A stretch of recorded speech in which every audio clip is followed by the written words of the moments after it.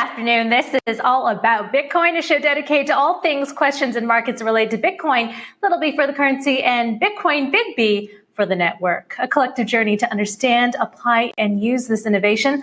All Bitcoin, all the time. And I'm your host, Christine Lee, taking a look at our top stories. Well, State Street, the second oldest bank in the United States with $3.1 trillion in assets under management, is providing the infrastructure for a new bank-grade trading platform for digital assets set to go live mid-year and could eventually use the system for trading itself. State Street's CoinDesk trading technology arm is working with London-based Pure Digital, an infrastructure provider to the foreign exchange trading world. The plan is to transpose foreign exchange infrastructure to the crypto space through a bank-led consortium. And Ripple, CoinShares, and Consensus have joined the Crypto Climate Accord, an initiative designed to make the cryptocurrency industry run entirely on renewable energy by 2025. The initiative, led by Energy Web and the Alliance for Innovative Regulation, or AIR, is inspired by the Paris Climate Agreement. The accord is aiming to achieve net zero emissions for the entire industry, including eliminating all historical emissions by 2040.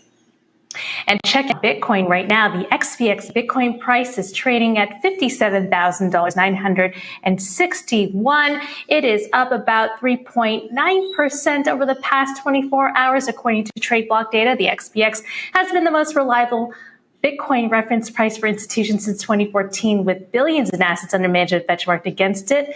And this as U.S. stocks are also up today, the S&P 500 hitting a record high.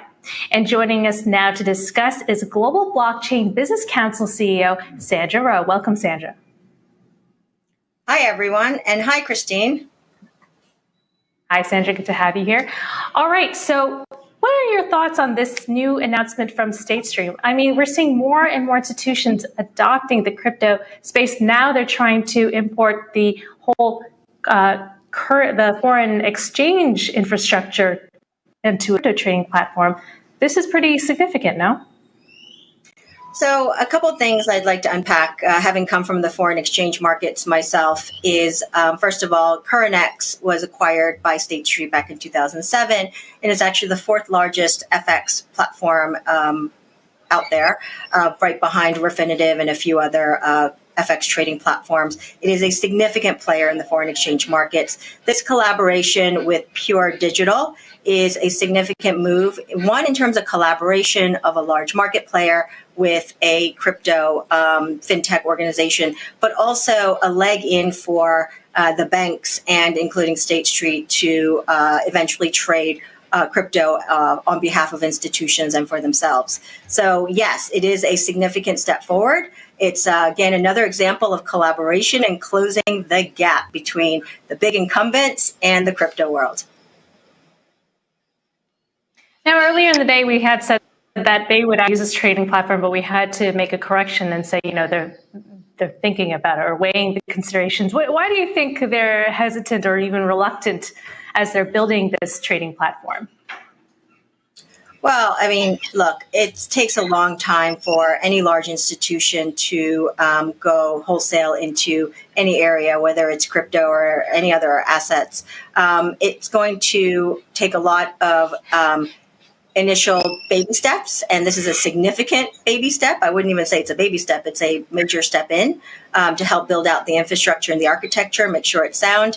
And then once there's confidence in that platform to be able to bring in institutional clients to trade, you will start seeing that inflow. But I think what we need to underscore here is just a tremendous amount of household names, institutions that we've all heard of, Fortune 500s, that are now getting into, in one form or another, whether it's providing the architecture for trading or whether it's actually providing the custody solution. There are a lot of names getting into this space in the last 6 months. Right. Speaking of big names, Coinbase, Square, and Fidelity are joining forces to create a trade group to lobby Congress on blockchain innovation, cryptocurrencies, et cetera. The Global Blockchain Business Council, which you head, is also a trade group. Again, more significant movement in this direction of institutions getting onboarded into crypto and also getting DC on board. What reaction when you heard this news?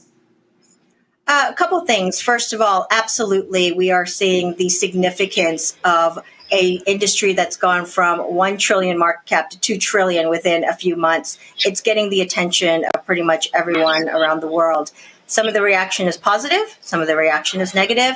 I think the key role for each one of us who sits as an educator and a practitioner in the space is around making sure that we provide balanced and frankly, clear of hype and noise information to governments, regulators, and frankly, decision makers around the world.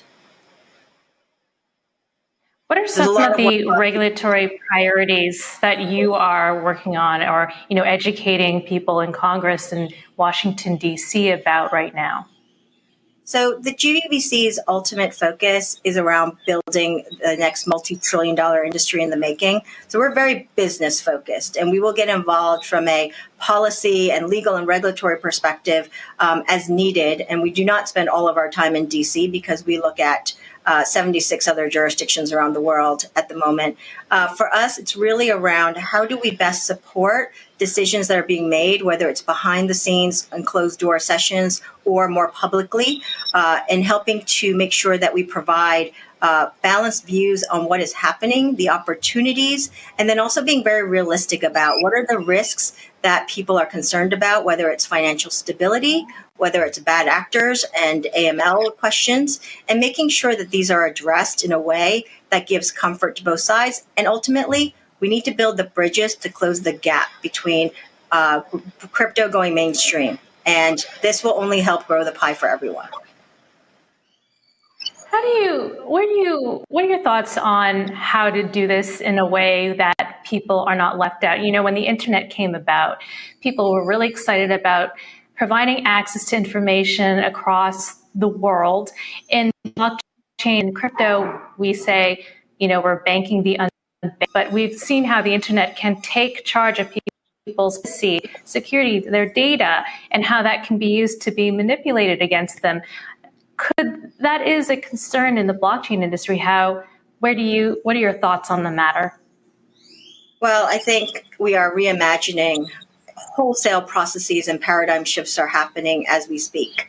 And frankly, the way we store data, the way we manage data, Filecoin is one example of decentralizing data storage in a more secure way. We're looking at numerous projects around the world that are blockchain-based, looking at solving different elements. Ultimately, it is for us as leaders and pioneers and practitioners and builders to build the kind of systems that we want to see for people to have equitable access as possible. And frankly, if we get it wrong, we'll end up with 3 behemoths that will control everything again. Exactly. I wonder, what is your definition of a blockchain? Some suggest, blockchain is permissionless, decentralized, and so these enterprise blockchains that are entering the space are not really blockchain. What are your thoughts on that? I know there's definitely the purists out there who really think that blockchains are only permissionless, and I understand that point. But I think what we should do as a global community is welcome that there are different problems to be solved by different types of distributed systems. And whether someone believes it's a blockchain or not in its purest form, I think we should take a look at the problem that's being solved as opposed to immediately just squelching the idea of it because it doesn't have a pure blockchain as per a permissioned definition or permissionless definition. I think there's a role for many different types of blockchains. And frankly, we're early days. There's many more iterations of this. And ultimately, the bedrock may be a permissionless public system that we need, but we still have a long road to travel.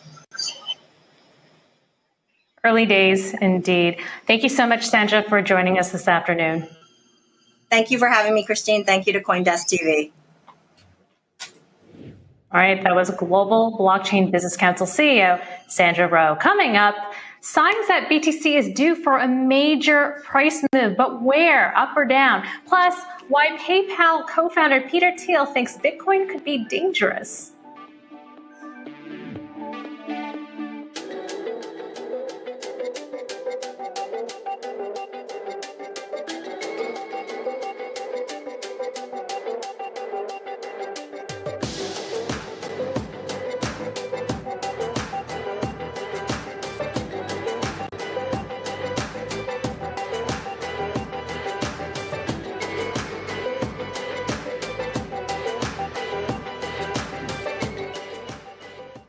Welcome back. PayPal co-founder and billionaire investor Peter Thiel warning that Bitcoin could be a Chinese financial weapon used to dethrone the US dollar's dominance as the world's reserve currency, speaking at a virtual roundtable hosted by the Richard Nixon Foundation Wednesday. The comments come at a time when fears over Chinese innovation in space are resurfacing. The chart of the day is brought to you by Crypto.com, the world's fastest growing crypto app. All right, and a popular price chart indicator known as the Bollinger Bandwidth suggests Bitcoin could soon chart a big move. Problem is, we don't know if it will be a big move up or down, according to CoinDesk market senior reporter Ankar Godboli. But what we do know is that the Bollinger Bandwidth, a price volatility gauge, has declined to a 4-month low of 0.15. You see that there in the bottom blue line. Bitcoin made big moves up and down during the 2017 bull run each time. The bandwidth fell to 0.15. Bitcoin has spent the better part of the last 3 weeks trading in the range of $50,000 to $60,000. We see it consolidating between those red bands up top. The ongoing range play looks quite similar to the early December consolidation below $20,000, which ended with a breakout following the Bollinger Bandwidth falling to 0.15. While the seasonality for April is biased bullish, some analysts say the market looks overstretched. And joining us now to discuss is CoinCorner Co-founder Danny Scott. Welcome, Danny. Hi, guys. Hi, Christine. Hi, good to have you here. Okay, so we're reading the Bollinger Bandwidth indicator. If we're reading it right, we're either due for a huge rally up or a price correction. Which will it be? I guess there's a lot of considerations to take into play here. There's lots of moving parts within this industry, and there's lots of moving parts within the economy as a whole. I think given the current position, I guess, and the sentiment of where we are in the industry in the months, especially coming through Q1, I think you guys probably saw Coinbase's Q1 figures from yesterday or day before, I think that was now. We saw their biggest quarter to date, and we also saw, I think they made more revenue in Q1 than they did in the previous 12 months. So, we've at CoinCorner as well, we've seen very similar. We've had our strongest months and certainly the strongest quarter to date so far. So I think given that alongside, we've got the retail starting to move in a little bit more now. We've got, I think as you previously mentioned with Sandra earlier on about the Institute starting to come on board now, the Visas, MicroStrategy's, Square, PayPal's, these guys are all starting to get on board now. They're starting to play with Bitcoin, starting to understand Bitcoin a little bit more now. It's took some years to get to this stage, but they're getting there eventually. I think this last certainly 3 to 6 months. What are you seeing? What are you seeing on CoinCorner? Are you seeing a lot of retail? I mentioned retail activity coming on. Are they holding onto their coins? Are you seeing coins being moved off the platform? Is that telling you anything about price movements? Yeah, I think what we generally see is very similar to the other exchanges out there. We are seeing the retail starting to come into the market more now, and we're starting to see older retail clients especially coming back to buy more. So that the buys are certainly outweighing the sells at the minute in terms of volumes and quantity of individuals. So yeah, we are seeing that more and more now, and I think it's a trend that we would, I guess, foresee continuing throughout the next 6 to 9 months. Mm-hmm. Peter Thiel is warning that Bitcoin could be a Chinese financial weapon to challenge U.S. dollar dominance as the world's reserve currency. I'm not much into conspiracy theories, but I wanted to know what your thoughts were on the matter. I saw that you had tweeted about it. Yeah, I think one thing first to address is it's been taken, I guess, as a negative. I don't think that's necessarily the case, and I don't think that was maybe his intention. I think, yes, of course, you could consider it a Chinese weapon, or why does it have to be China? It could be any country. This is a global decentralized currency at the end of the day, asset that people are using in the way they see fit and the way they want to use it. So any country around the world could theoretically use this as some, if you want to call it a weapon. That in itself is just because of the US dollar being the global reserve currency at the minute, and that is potentially what is Peter's kind of highlighting that could be a risk. He's not highlighting this, I guess, maybe in a negative way, but more in the way of trying to highlight to the US government that, these guys, you need to wake up and play to the strengths. You need to kind of go long on Bitcoin and not stand and wait for everybody else to do that same thing. Danny, just one last question. What is your price target for Bitcoin by the end of the year? I always try to avoid price predictions. But I guess the general, one of my ones I did recently was kind of a analysis based off a collection of everybody else's predictions for the year and then taking the average of that. So it was kind of an old traditional method to weigh up a prediction. And that came out at, I think it was about $230,000. So, that's in my head as my global consolidated prediction. Fascinating. All right. We're seeing a lot of people making big predictions by the end of the year. So that's definitely up there. Thank you so much, Danny, for joining us. Thank you, Christine. Thanks for having me. All right, that was CoinCorner co-founder Danny Scott. That is it for All About Bitcoin. Thanks for joining us this afternoon. I'm your host, Christine Lee. Joining us tomorrow morning at 9 a.m. in New York for First Mover, your first look at the day's global crypto news headlines. You're watching CoinDesk TV.